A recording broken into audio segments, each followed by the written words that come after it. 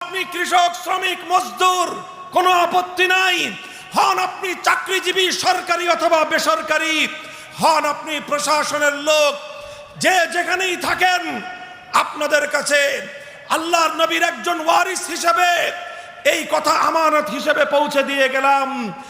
আলেমদের কাছে নবীদের উত্তরাধিকারের দায়িত্ব আল্লাহর নবী দিয়ে গেছেন, আলেমদের উপর আস্থা রেখে গেছেন।